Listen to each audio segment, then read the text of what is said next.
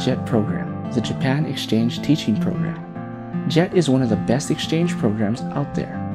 It offers more support than any other program in existence today. Now, before we go any further, I want to clarify that I am not commissioned by CLAIR or by the JET program. If you would like official documentation, please visit the JET website. I was, however, in ALT, placed in Uojima City of the Ehime Prefecture from 2009 to 2012.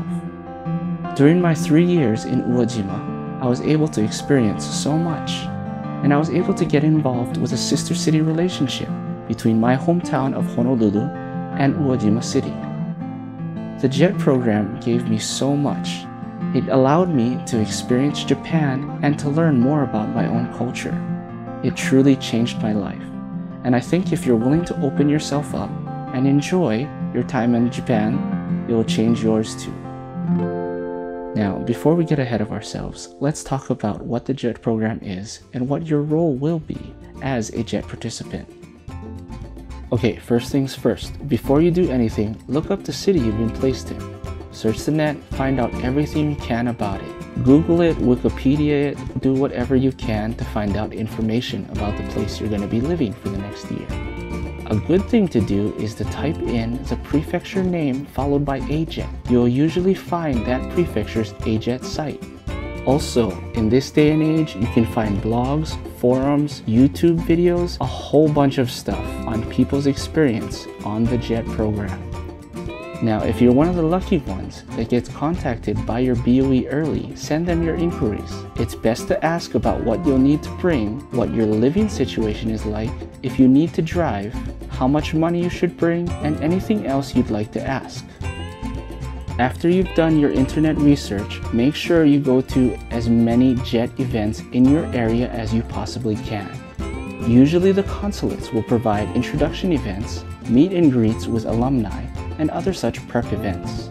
They do this for your benefit. So go out there and ask questions. Take notes and prepare yourself as much as you can, because once you're on that plane, it's too late to say you forgot to ask something. One thing that every new JET forgets or misplans for is money. Don't assume that you will be able to wire money over to your account or pull money out from an international ATM. Chances are you will not be able to easily access your funds from within Japan unless you're one of the lucky ones and are placed in or near a big city. But just to be safe, plan ahead and bring lots of cash.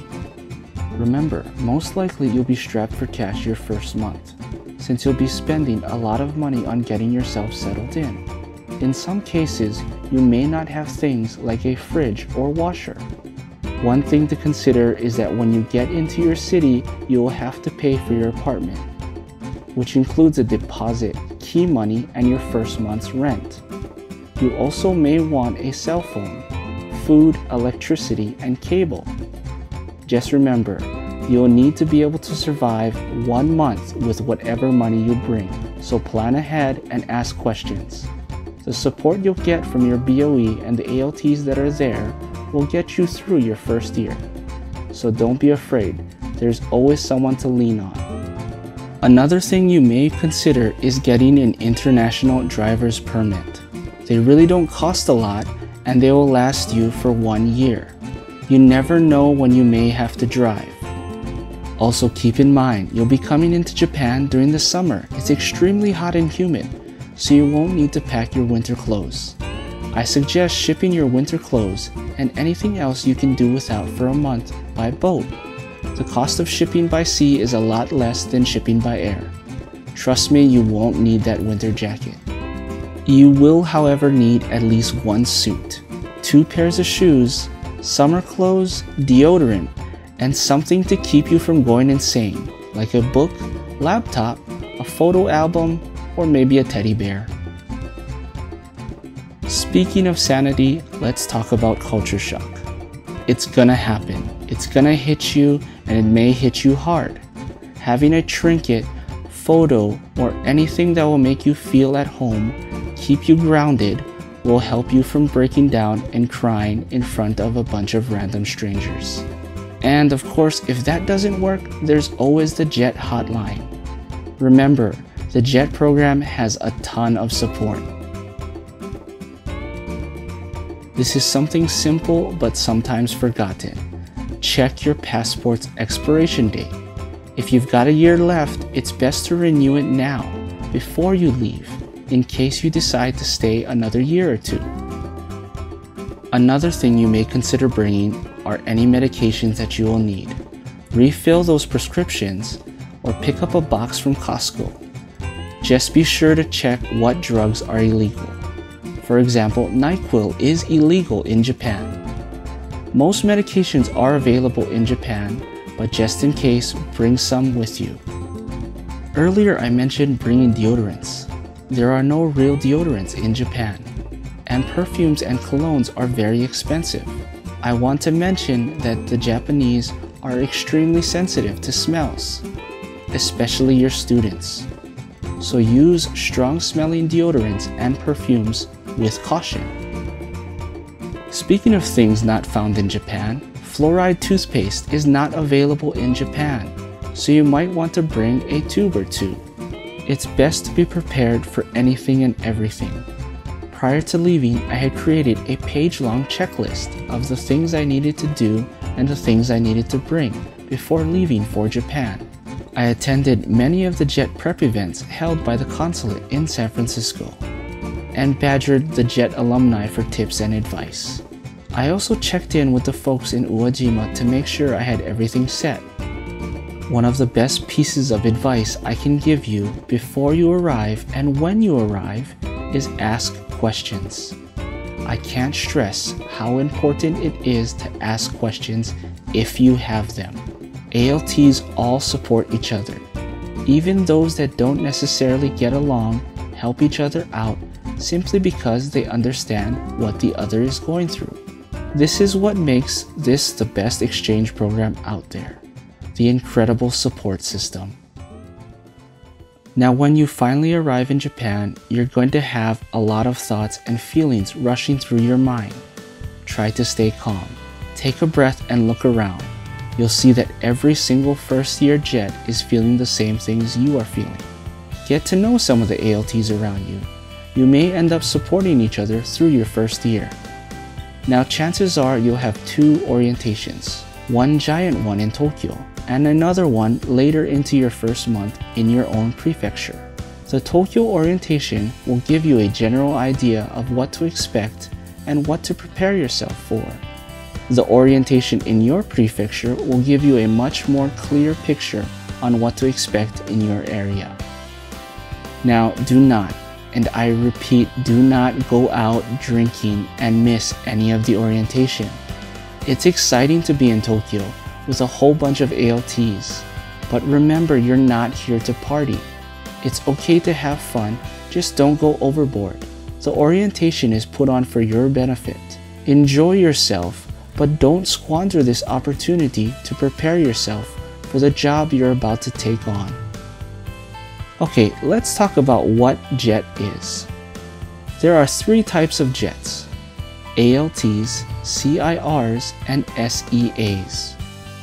All three may have different duties, but all three are a part of the same program, which means that your job isn't just to teach English, to translate, or to teach sports. Your job is to be a cultural ambassador.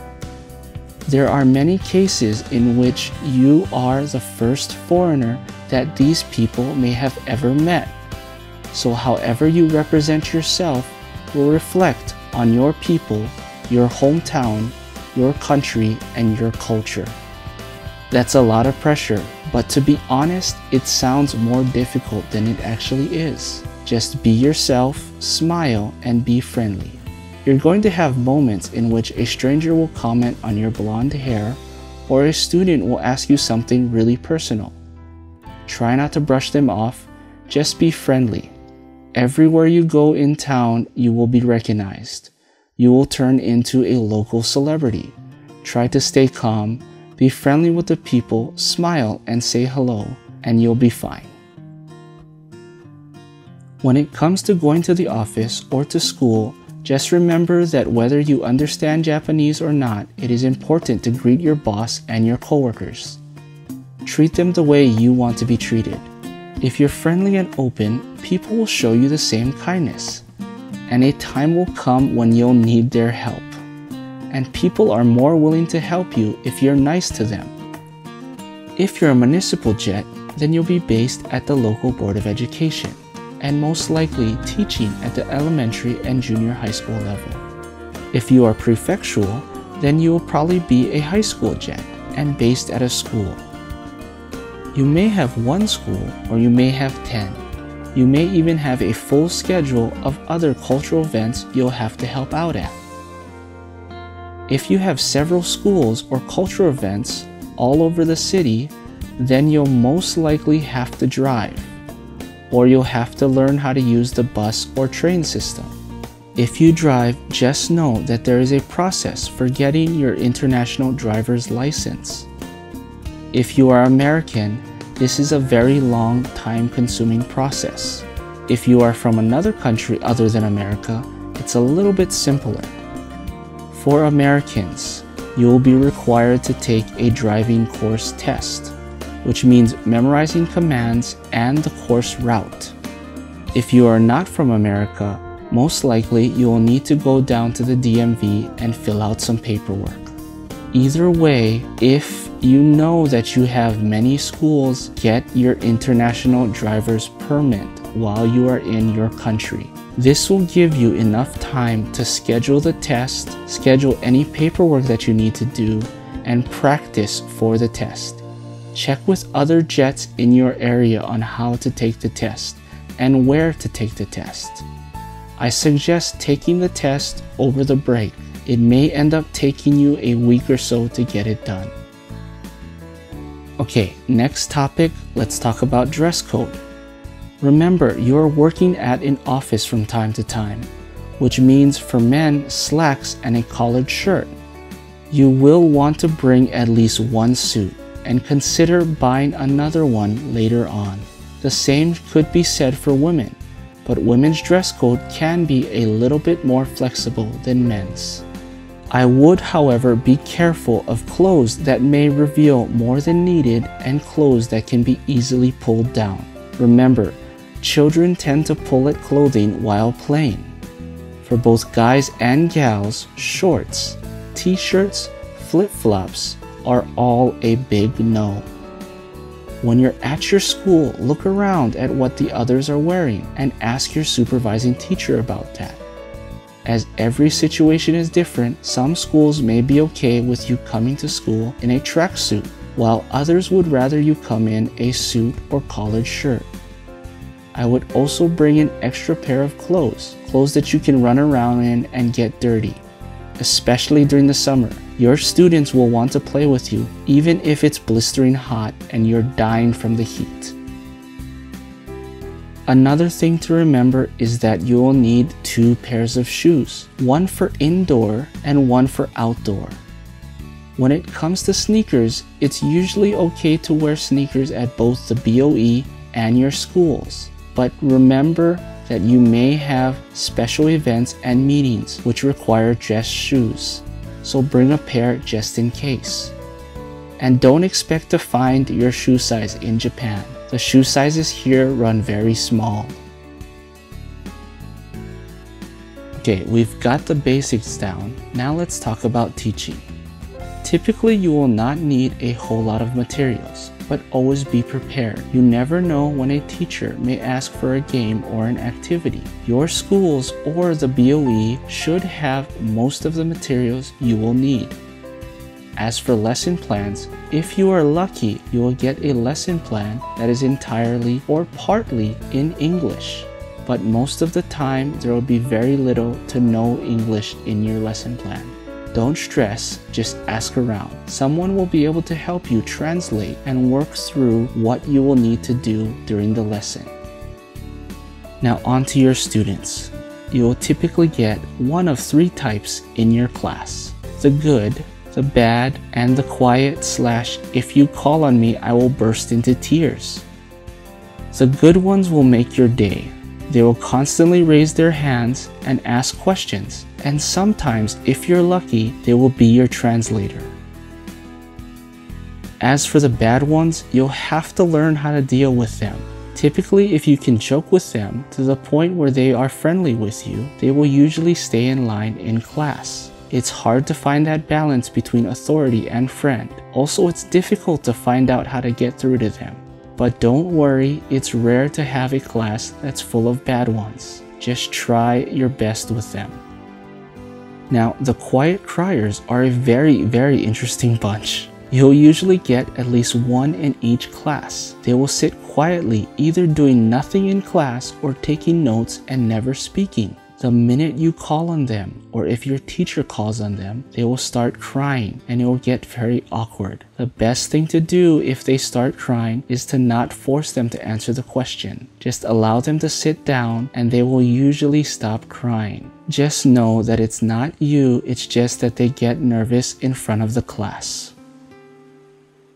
Every junior high school and high school has bukatsu, also known as club activities. This is the perfect time to get involved with your students and to get to really know who they are.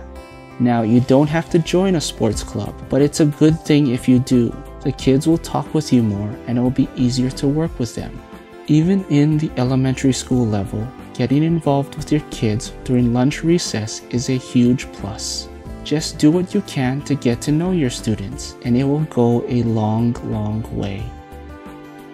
Lunchtime is another great opportunity to get to know your students because you'll be sitting next to them and have a chance to interact with them outside of class. Lunches may be strange and difficult to eat, but you'll get used to it and hopefully enjoy them. If not, you're allowed to bring home lunch. One last thing about classrooms and your students. Sometimes your classrooms will be dead silent. Sometimes your students will not say anything to you. And sometimes they'll even giggle and laugh and run away when you say hello to them. Remember, they're kids. They get nervous around the new guy and the new girl. Once they get to know you, all of this will change. Just give it time. Smile and be friendly with them. Okay, one last thing before I get into survival tips. I want to briefly touch on Nenkyu, or vacation days. Typically, you will have a set number of vacation days. Check with your BOE or your school on how many you have.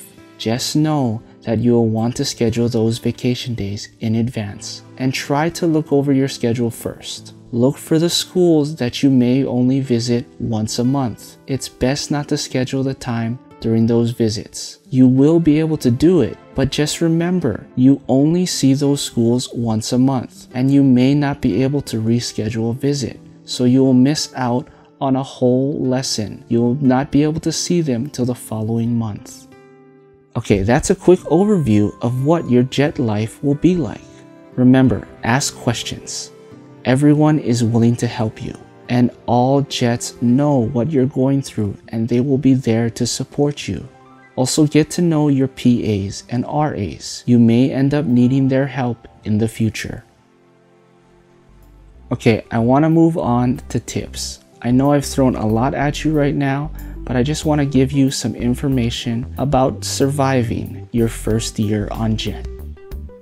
Some of this information may only pertain to Inaka or rural jets. But for the most part, the information will be helpful to both city and rural jets. Typically, you will pay no more than $600 for your apartment. The size of the apartment may vary, and some of you may be even lucky enough to get a house.